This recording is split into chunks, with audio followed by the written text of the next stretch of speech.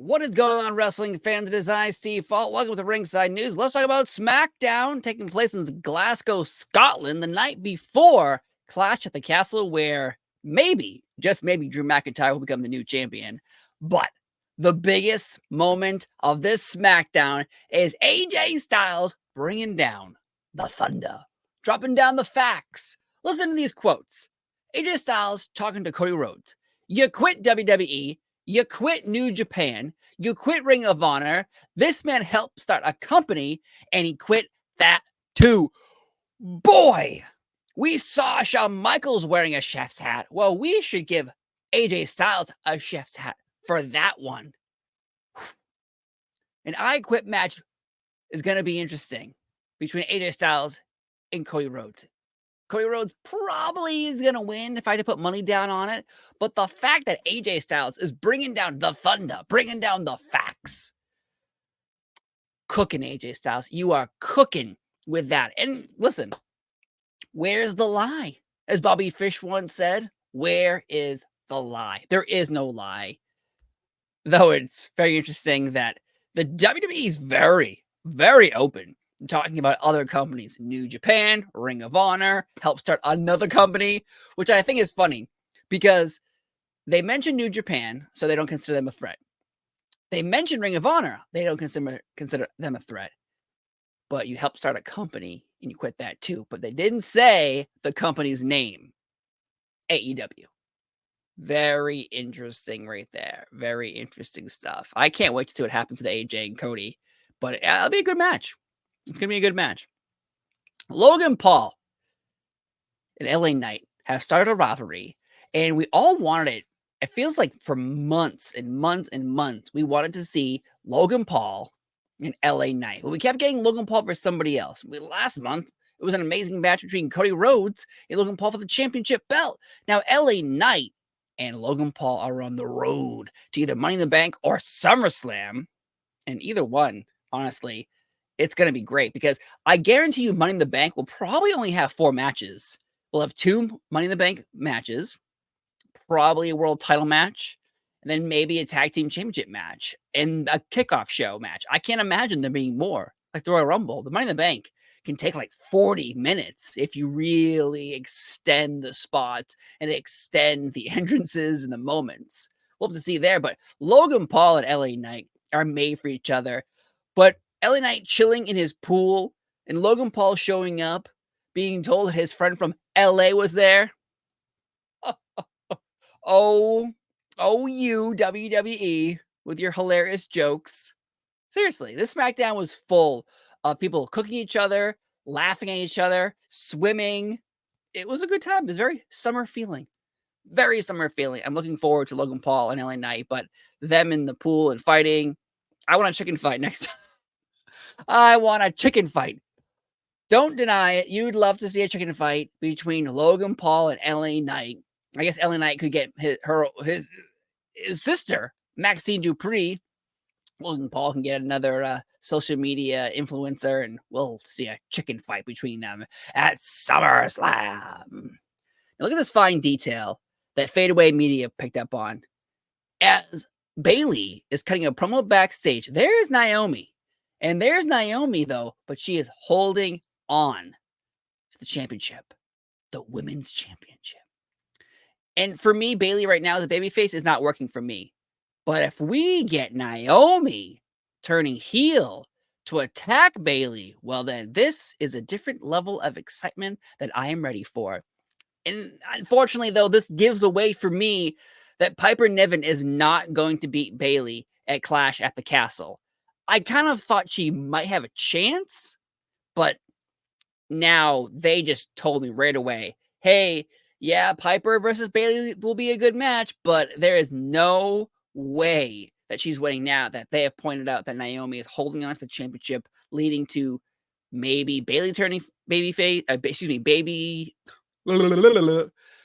turning heel, which I highly doubt, or Naomi turning heel, which I could be interested in.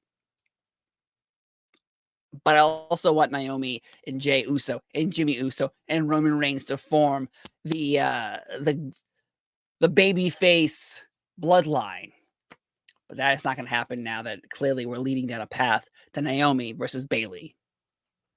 This moment, finally, they're acknowledging this, because go back when Johnny Gargano came back to the WWE. He was missing from NXT, then he showed up when Triple H started taking over, and then, he really wasn't doing much. Candice LeRae, same thing. But Candice LeRae and Indy Hartwell are doing something now. They're heels. Johnny Gargano, though, convincing Austin Theory that he should be a good guy and leave Grayson Waller. Guilty look on Grayson Waller's face.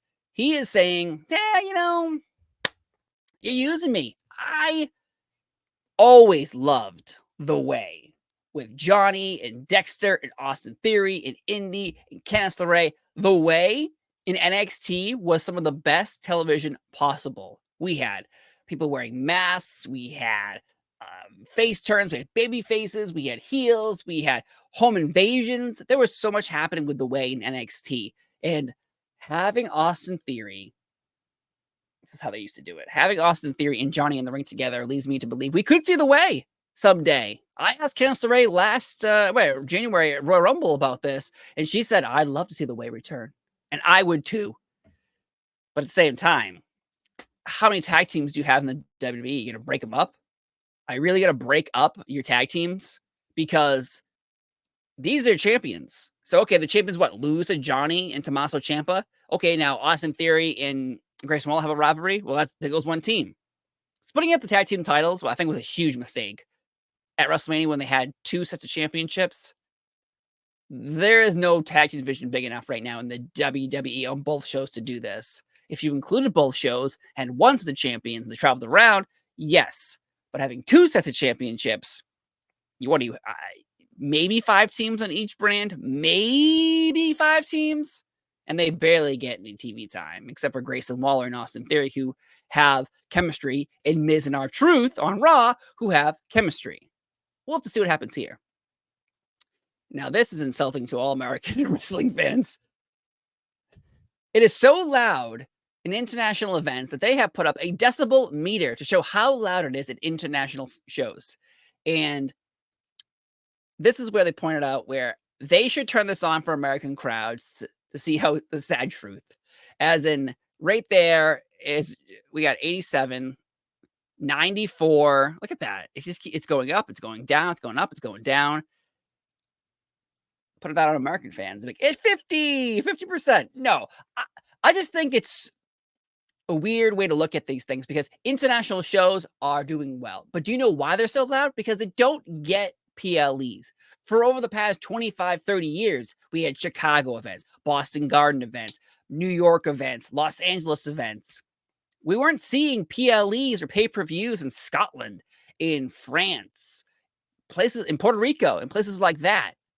So comparing American audiences who can see shows all the time versus comparing them to places that never get shows is a little unfair to us Americans.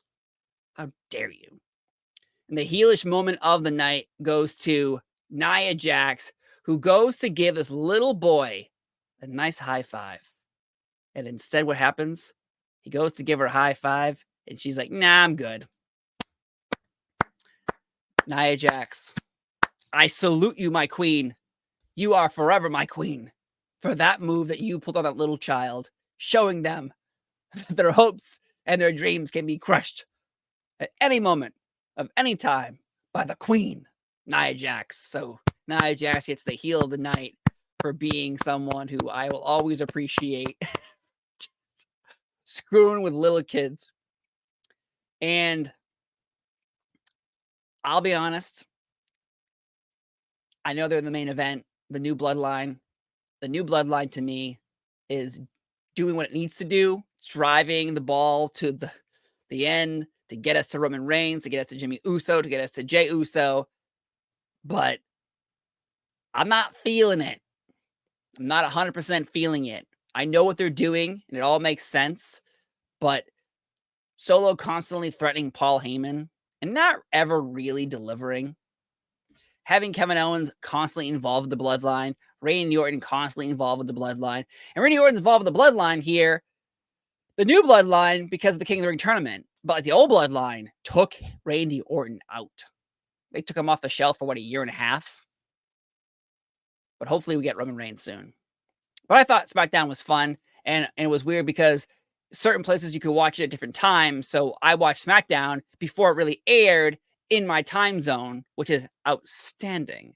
So I do like international shows for that reason, because I can watch SmackDown at like 4 in the afternoon versus watching SmackDown at 8 o'clock till 10 o'clock. So all in all, it was a fun SmackDown. I'm excited for Clash of the Castle, and we'll have to see what happens, because usually these SmackDowns before PLEs are difficult to watch. It's all about promos and just getting you to tomorrow. And that's what it did. So it's really just a preview, kickoff show for Clash of the Castle, and I'm cool with that. But all in all, it was a fun show, and I can't wait for Clash at the Castle. I've been Steve Fault. This is Ringside News. Have a wonderful day, and we'll see you next time.